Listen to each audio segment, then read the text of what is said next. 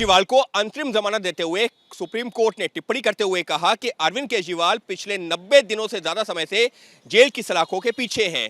वो एक चुने हुए निर्वाचित नेता हैं। ऐसे में ये उन पर निर्भर करता है कि वो अपने पद पर बना रहना चाहते हैं या फिर नहीं। कोर्ट इस बाबत कोई आदेश नहीं दे सकता।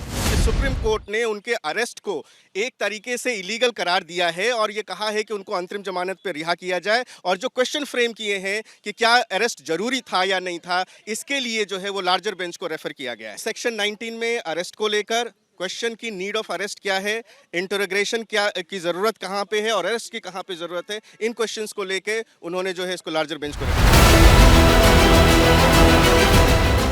अंतरिम जमानत मिलने के बाद भी केजरीवाल फिलहाल जेल में ही रहेंगे, क्योंकि फिलहाल केजरीवाल सीबीआई की कस्टडी में हैं और उन्हें जमानत ईडी के केस में मिली है। इधर बेल की खबर आई, उधर दिल्ली का सियासी पारा गर्म हो गया।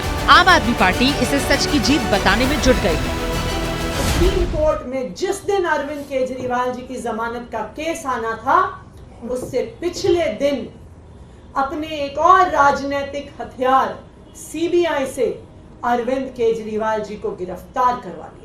मैं आज भारतीय जनता पार्टी को ये कहना चाहती हूँ कि इस देश के एक के बाद एक हर न्यायालय ने आपके षड्यंत्र का पर्दाफाश किया। बाकी पार्टियों के खिलाफ, लोकतंत्र के खिलाफ षड्यंत्र रचना बंद करिए। सत्य परेशान हो सकता है लेकिन पराजित नहीं हो सकता। आम आदमी पार्टी के आरोपों पर बीजेपी ने पलटवार में देर नहीं की। बीजेपी बोली जेल वाले सीएम अब अंतरिम बेल वाले सीएम हो गए। जांच एजेंसी और न्यायपालिका का बीच का निर्णय है और अंतरिम बेल मिलने का मतलब ये नहीं होता है कि आप अपराध मुक्त हो गए हैं। एक बार न्यायालय का निर्णय स्पष्ट आने दीजिए।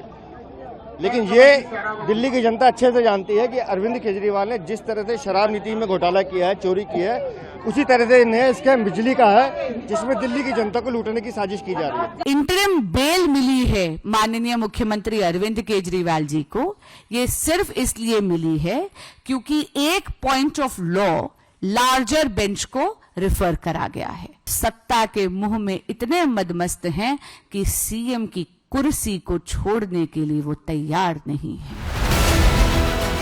कुछ वक्त पहले तक आपके साथ कंधे से कंधा मिलाकर चलने वाली कांग्रेस ने भी केजरीवाल पर जमकर भड़ास निकाली। दिल्ली के लोग कोविड से परेशान थे।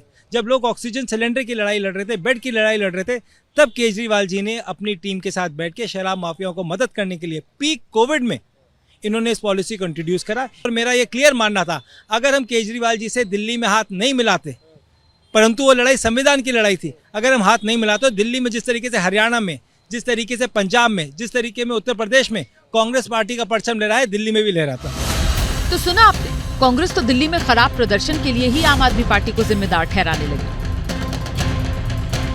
खैर, आम आदमी पार्टी के नजरिए से देखें तो अंतरिम जमानत वाली खबर उसके लिए बड़ी राहत है, भले ही केजरीवाल अभी बाहर ना आ पाए।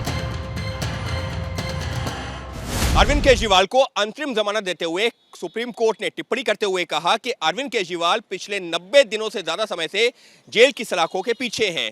वो एक चुने हुए निर्वाचित नेता हैं। ऐसे में ये उन पर निर्भर करता है कि वो अपने पद पर बना रहना चाहते हैं या फिर नहीं। कोर्ट इस बाबत कोई आदेश नहीं दे सकता।